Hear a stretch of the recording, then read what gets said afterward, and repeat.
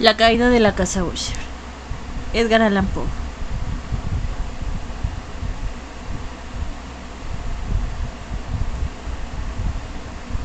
No sé cómo fue, pero a la primera mirada que eché del edificio, un sentimiento de insoportable tristeza invadió mi espíritu. Digo insoportable porque no lo animaba ninguno de esos sentimientos semiagradables por ser poéticos, con los que recibe el espíritu incluso las más adustas imágenes naturales de lo desolado o lo terrible. Contemplé el escenario que tenía ante mí la casa, el simple paisaje del dominio, los muros descarnados, las ventanas como ojos vacíos, unas junqueras fétidas y los pocos troncos de los árboles agostados con una fuerte depresión de ánimo, que solo puedo comparar como sensación terrena, al despertar del fumador de opio, a la amarga caída en el deambular cotidiano, al horrible descorrerse del velo. Era una frialdad, un decaimiento, un malestar del corazón, una irremediable tristeza mental que ningún acicate de la imaginación podía desviar hacia ninguna forma de lo sublime. ¿Qué era? Me detuve a pensar. ¿Qué era lo que me desalentaba tanto al contemplar la casa Usher? Misterio insoluble, y yo no podía luchar con los sombríos pensamientos que se agolpaban en mi mente mientras reflexionaba. Me vi obligado a recurrir a la conclusión insatisfactoria de que mientras hay, fuera de toda duda, combinaciones de simples objetos naturales que tienen el poder de afectarnos de esta forma, el análisis de semejante poder se encuentra entre las consideraciones que están más allá de nuestro alcance. ¿Era posible? Pensé, que una simple disposición distinta de los elementos de la escena, de los pormenores del cuadro, fuera suficientemente para modificar o quizá anular su poder de impresión dolorosa? Y, procediendo en consonancia con esta idea, dirigí mi caballo a la escarpada orilla de un negro y pavoroso lago, que extendía su brillo tranquilo junto a la mansión. Vi en sus profundidades, con un estremecimiento aún más sobrecogedor, las imágenes reflejadas e inadvertidas de las grises junqueras, los troncos espectrales y las ventanas como ojos vacíos. En esa mansión de melancolía, sin embargo, me proponía pasar unas semanas.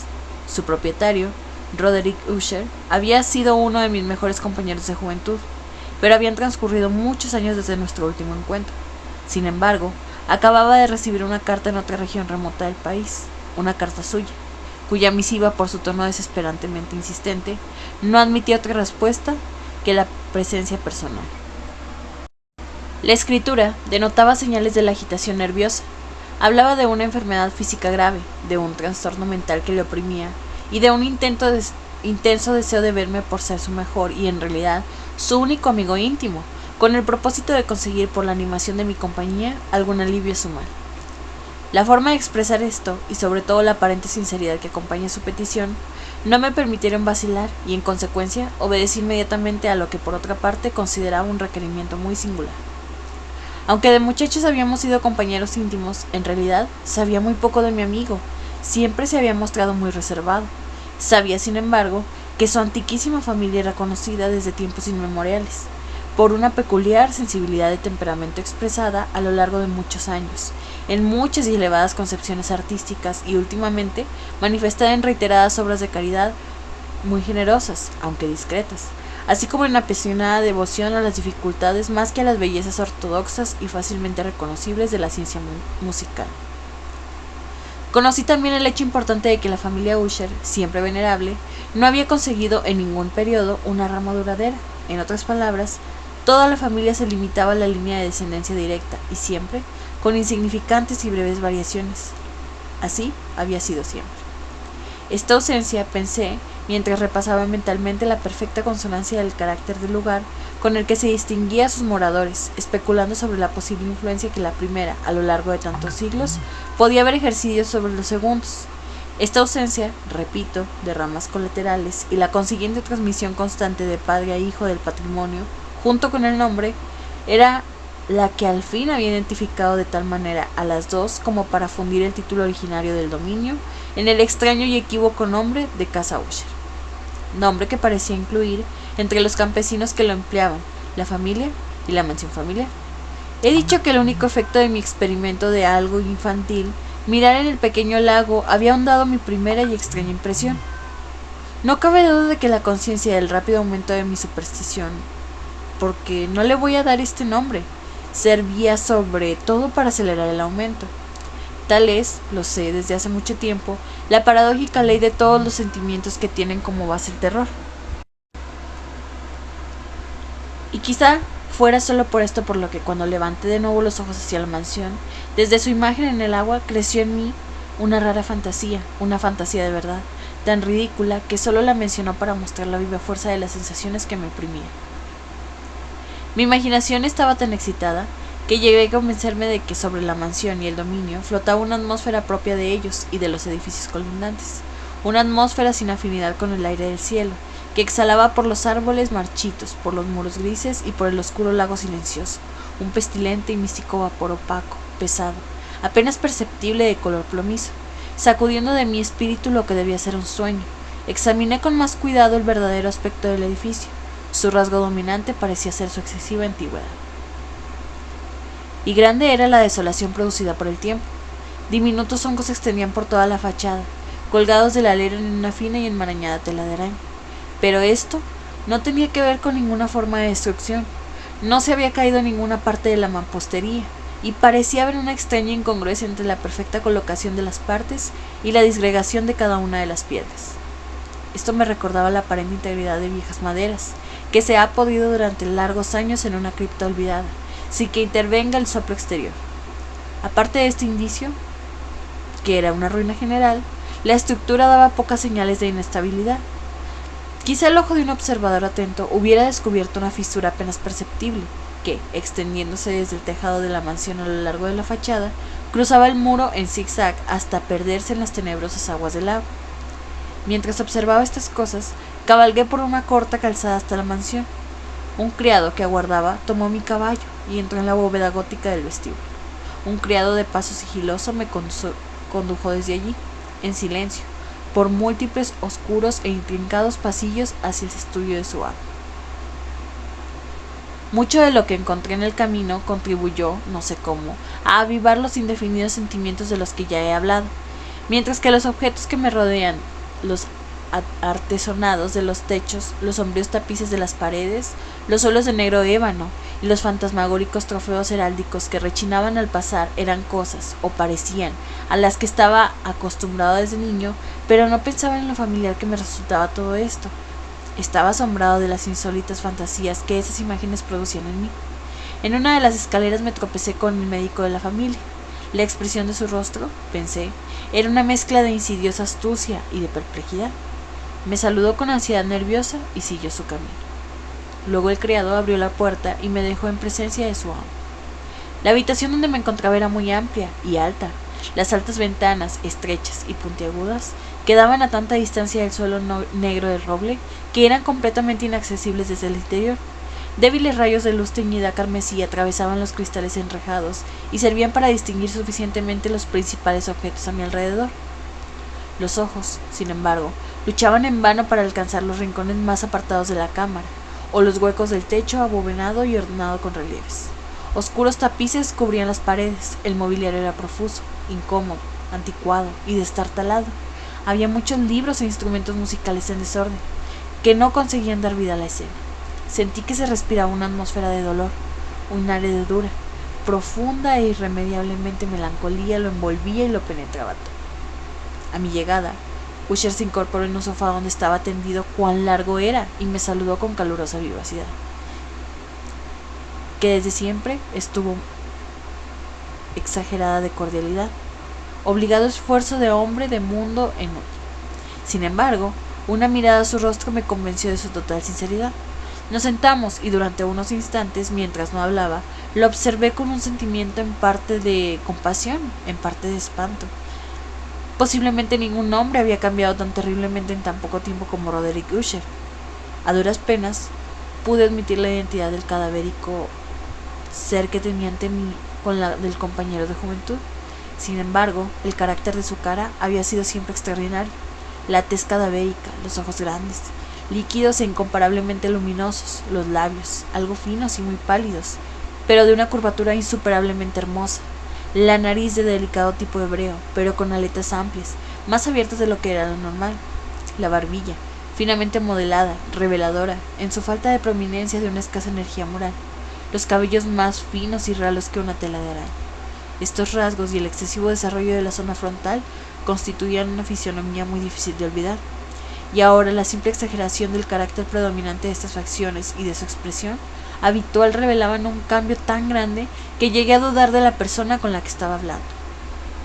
Y la palidez espectral de la piel, el brillo milagroso de los ojos destacaron sobre todo lo demás e incluso me aterraron. El fino cabello, además, había crecido descuidadamente, y como en su desordenada textura de telaraña flotaba en un lugar de caer a los lados de la cara, me era imposible, incluso haciendo un esfuerzo, relacionar su enmarañada apariencia con una idea de una simple humanidad. En el comportamiento de mi amigo me impresionó encontrar incoherencia, inconsistencia, y pronto descubrí que era motivado por una serie de débiles e inútiles esfuerzos por sobreponerse a una habitual ansiedad, a una excesiva agitación nerviosa. En realidad, ya estaba preparado para algo de esa naturaleza, no menos por su carta que por sus reminiscencias de ciertos rasgos juveniles, y por las conclusiones que deduje de su peculiar conformación física y de su temperamento. Sus gestos eran alternativamente vivaces y lentos. Su voz pasaba rápidamente de una indecisión trémula a esa clase de concisión enérgica, a esa manera de hablar abrupta, pesada, lenta, hueca, a esa pronunciación gutural, densa, equilibrada, perfectamente modulada, que se puede observar en el borracho perdido o en el incorregible fumador de opio, entre los periodos de mayor excitación. Así me habló del objeto de mi visita, de su sincero deseo de verme y del consuelo que esperaba recibir. Abordó con bastante detalle la naturaleza de su enfermedad. Era, dijo, un mal constitucional y familiar, por el cual desesperaba de encontrar remedio. Una simple afección nerviosa, añadió. Inmediatamente, que sin duda va a pasar pronto. Se manifestaban una multitud de sensaciones anormales. Algunas de estas, cuando las detalló, me interesaron y me confundieron, aunque quizás influyeran los términos que empleó y el estilo general de su relato. Sufría él mucho de una agudeza morbosa de los sentidos. Apenas soportaba los alimentos insípidos. Solo podía vestir ropa de cierta textura. Los olores de todas las flores le resultaban opresivos. Hasta la luz más débil torturaba sus ojos. Y solo pocos sonidos peculiares y de estos instrumentos de cuerda no le inspiraban horror. Vi que era un esclavo sometido a una suerte anormal de terror. Moriré, dijo. Tengo que morir de esta deplorable locura.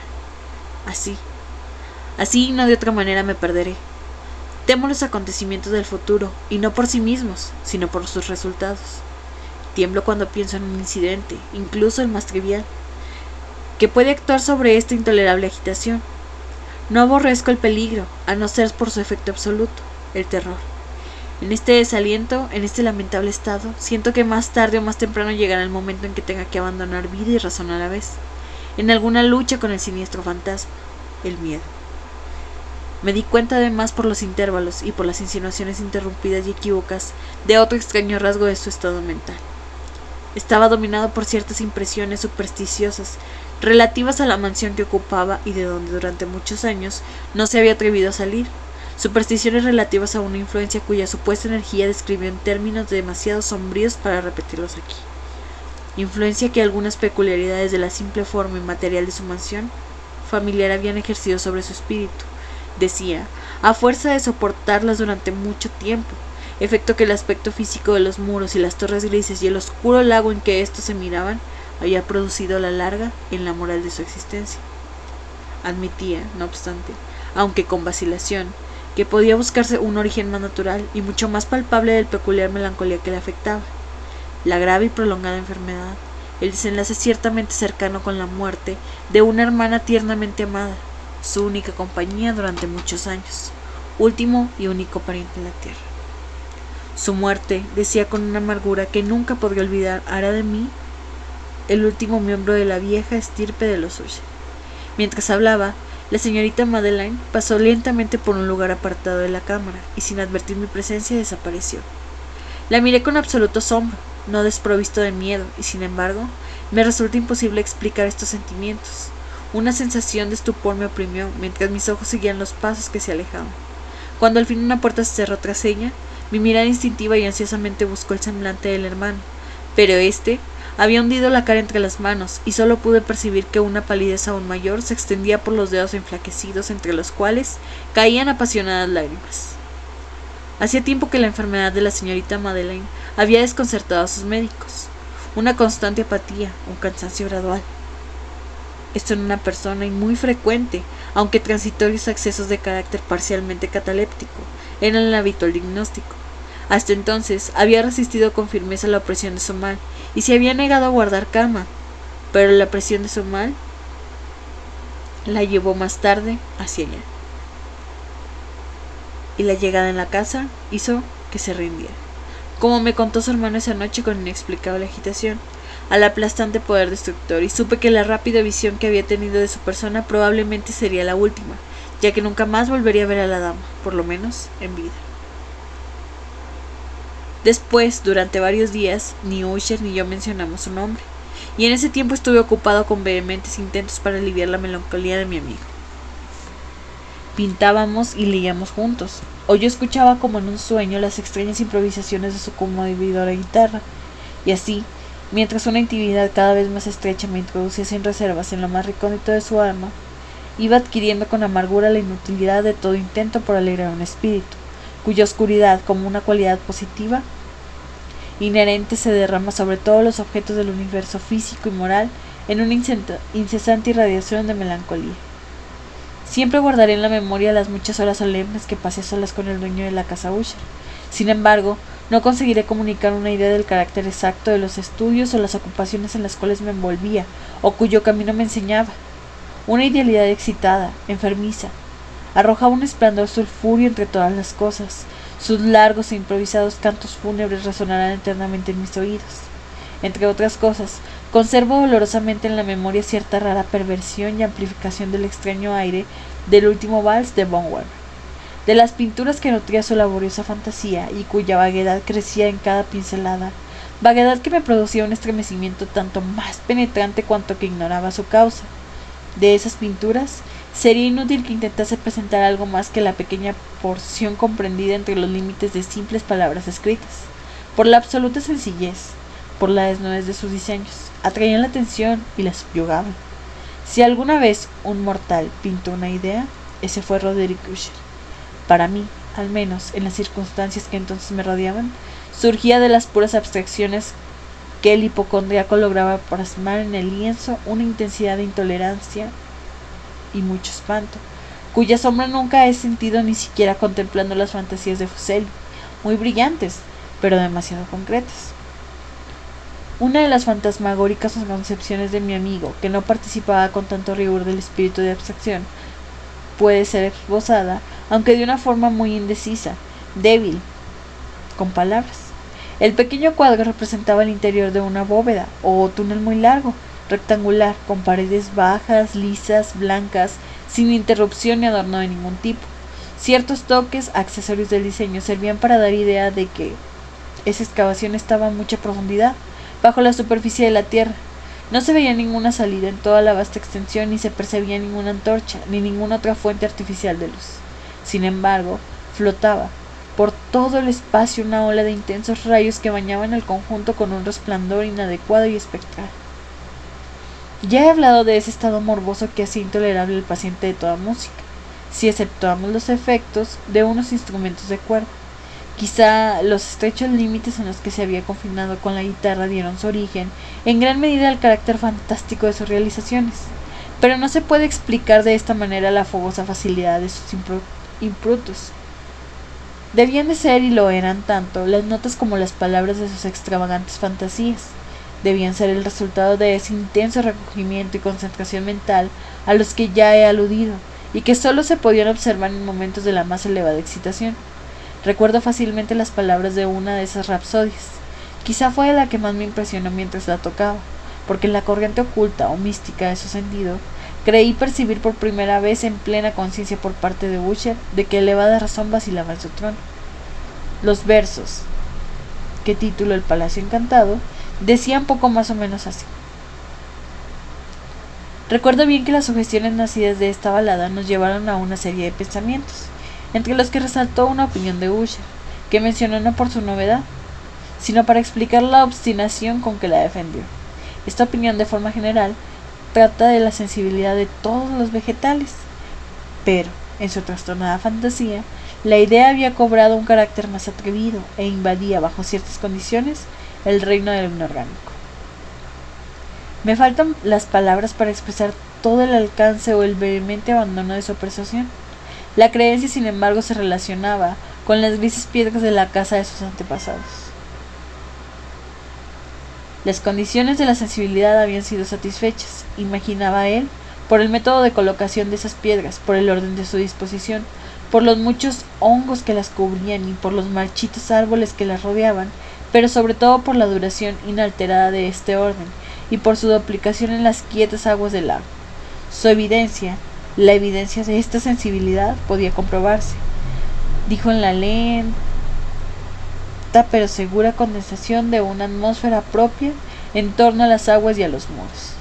El resultado podía descubrirse, añadió, en esa influencia silenciosa, aunque insistente y terrible, que durante siglos había moldeado los destinos de la familia, haciendo de él eso que yo ahora estaba viendo, eso que era él. Estas opiniones no precisan comentario, y no haré ninguno. Nuestros libros, los libros que durante años constituyeron una pequeña parte de la existencia mental del enfermo, estaban, como puede suponerse, en estricta armonía con este carácter fantasmal. Leíamos con atención obras tales como El Verbet et Chartoise, Beflor, de Machiavelli, Del cielo y del infierno, y de Sonderbourg, El viaje al interior de la tierra, de Nicolas Klein, de Olbert, Quiromancia, de Robert Fludd, de Jean de la Magie y de La Chambre, y El viaje a la distancia azul, de Tieck, y La ciudad del sol, de Campanella. Nuestro libro favorito era un pequeño volumen en octavo del Director Ium Inquisitor, Directorio de los Inquisidores, del dominico Aymeric Gironet. Y había paisajes de Pomponius Mela sobre los viejos sátiros africanos y egipanes con los que los Usher pasaban largas horas soñando. Pero encontraba su principal gozo en la lectura de un curioso y sumamente raro libro gótico, en cuarto, el manual de una iglesia olvidada, Las Villages Mortogos Secundum Crom Ecclesia Magnitum. No podía yo dejar de pensar en los extraños ritos de esa obra y en su probable influencia sobre el hipocondriaco cuando una noche, tras informarse de repente que la señorita Madeleine había dejado de existir, declaró su intención de preservar su cadáver durante 15 días, antes del entierro definitivo, en una de las numerosas criptas dentro de la mansión. El motivo humano que alegó para justificar este singular proceder no me dejó libertad para discutir. El hermano había llegado a esta decisión, según me dijo, tras considerar el carácter insólito de la enfermedad de la fallecida, unas inoportunas y ansiosas investigaciones de sus médicos y la lejana y expuesta situación del cementerio familiar. No negaré que cuando recordé el siniestro aspecto de la persona con quien me crucé en la escalera el día de mi llegada a la casa, no tuve ningún deseo de oponerme a lo que consideré una precaución inofensiva y de ninguna forma extraña. A petición de Usher le ayudé personalmente en los preparativos de la sepultura temporal. Puesto ya el ataúd, los dos solos lo trasladamos a su lugar de descanso, la cripta donde los depositamos. Era pequeña, húmeda y desprovista de cualquier fuente de luz. Estaba a gran profundidad, justo bajo la parte de la casa que ocupaba mi dormitorio.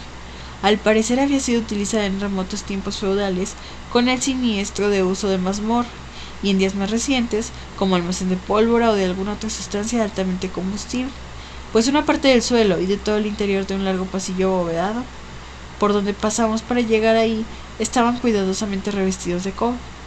La puerta de hierro macizo también estaba protegida de ese metal. Su enorme peso al moverse sobre los gaznes producía un chirrido agudo e insólito. Después de dejar de nuestra fúnebre carga sobre caballetes en lugar de horror, reiteramos parcialmente a un lado de la tapa aún suelta del ataúd y contemplamos la cara de la muerta. Un asombroso parecido entre el hermano y la hermana fue lo primero que llamó mi atención, y Usher, adivinando quizás mis pensamientos, murmuró unas palabras por las que supe que la difunta y él eran gemelos, y que entre ambos siempre había habido simpatías casi inexplicables, pero nuestros ojos no se detuvieron mucho tiempo con la muerta, pues no podíamos contemplarla sin miedo. El mal que llevaba la señorita Madeleine a la tumba en la fuerza de la juventud había dejado. Como es consciente en todas las enfermedades de carácter estrictamente cataléptico, la burla de un leve rubor en el pecho y la cara, y esa sonrisa sospechosamente prolongada en los labios, que es tan terrible en la muerte. Volvimos la tapa a su sitio, la atornillamos y cerramos bien la puerta de hierro. Regresamos cansados a los aposentos, algo menos lúgubres, de la parte superior de la casa. Y entonces, transcurridos unos días de amarga pena, se produjo un notable cambio en las características del trastorno mental de mi amigo. Su porte normal había desaparecido. Descuidaba o olvidaba sus ocupaciones comunes. Vagaba de habitación en habitación con pasos apresurados, desiguales y sin rumbo. La palidez de su rostro había adquirido, si esto era posible, un color aún más espectral, pero había desaparecido por completo la luminosidad de sus ojos. El tono, a veces ronco de su voz, ya no se oía, y una vacilación trémula, como si estuviera aterrorizado, acompañaba sus palabras de forma habitual. Hubo momentos en que pensé que algún secreto opresivo dominaba su mente siempre agitada, y que luchaba por conseguir valor suficiente para divulgarlo. Otras veces, en cambio, me veía obligado a reducirlo todo a las meras e inexplicables extravagancias de la locura, pues le veía contemplar el vacío largas horas en actitud de la más profunda atención, como si escuchara algún sonido su imaginario. No es de extrañar que su estado me aterrara, que me contagiase. Sentía que se deslizaban en mí a pasos lentos pero seguros las extrañas influencias de sus supersticiones fantásticas e impresionantes.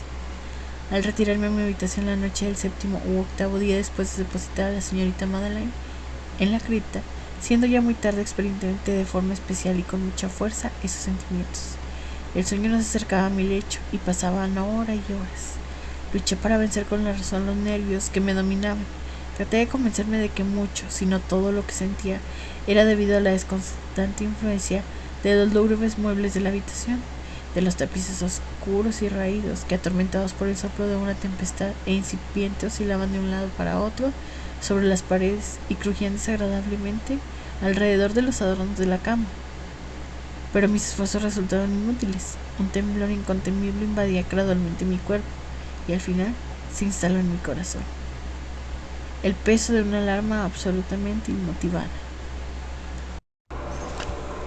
Intenté sacudírmelo, jadeando, luchando. Me incorporé sobre las almohadas y mientras miraba ansiosamente a la intensa oscuridad de la habitación, presté atención, no sé por qué, salvo que una fuerza instintiva me impulsó a ciertos sonidos ahogados, indefinidos, que llegaban en las pausas de la tormenta a largos intervalos, no sé de dónde, dominado por un intenso sentimiento de horror, inexplicable pero insoportable.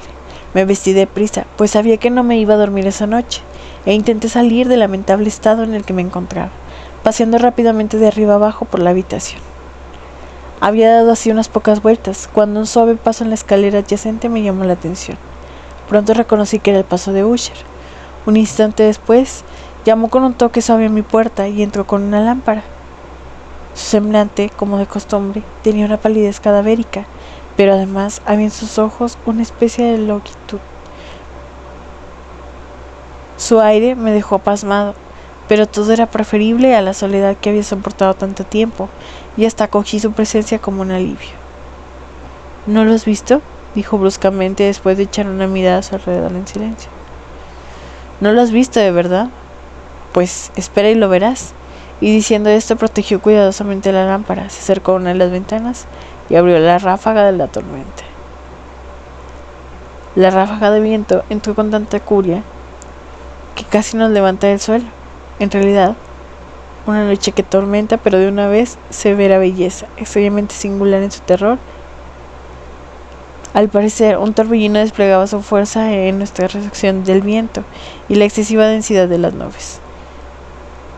No nos impedía ver la vida con la velocidad que acudían en todas partes, mezclándose unas con otras sin alejarse. Digo que ni siquiera su excesiva densidad nos impedía verlo, y sin embargo no nos llegaba un atisbo ni de la luna ni de las estrellas, ni se veía el brillo de los relámpagos. Pero las superficies inferiores de las enormes masas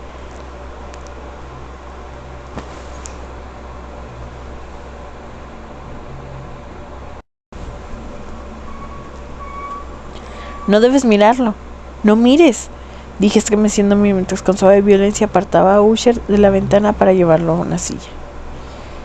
Estos espectáculos que te confunden no son más que fenómenos eléctricos bastante comunes, o quizá pueda tener su origen en la misma corrupto del agua. Vamos a cerrar esta ventana, el aire está frío y es peligroso para tu salud. Aquí tienes una de tus novelas predilectas. Yo la leeré y tú la escucharás, y así pasaremos juntos esta noche terrible. El antiguo volumen que se había agarrado era Matriz de Sir Lancelot Kane, pero lo había calificado de libro favorito de Usher por más triste broma que en serio, pues en realidad hay poco en su verbosidad tosca y falta de imaginación que pudiera interesar a la elevada e ideal espiritualidad de mi amigo. Era el único libro que tenía a la mano y alimenté una vaga esperanza de que la excitación que en ese momento agitaba al hipocondriaco pudiera encontrar alivio, aun en las extremas locuras que iba a leerle. De haber juzgado en realidad la actitud exagerada de tensa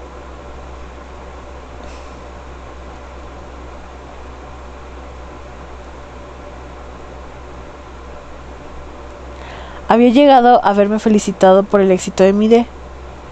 Esa parte bien conocida de la historia cuando el Oretrist, después de sus vanos intentos de meterse por las buenas en la morada de la eremita, intenta entrar por la fuerza.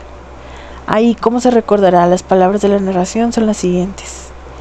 Y el Red, que por naturaleza tenía un corazón valiente y que además se sentía fortalecido por el poder del vino que había bebido, no esperó el momento de parlamentar con la eremita, que en realidad era un hombre de carácter obstinado y malo, sino que sintiendo la lluvia en los hombros y temiendo el estallido de la tempestad, levantó decididamente su maza y a fuertes golpes abrió su mano enguantada.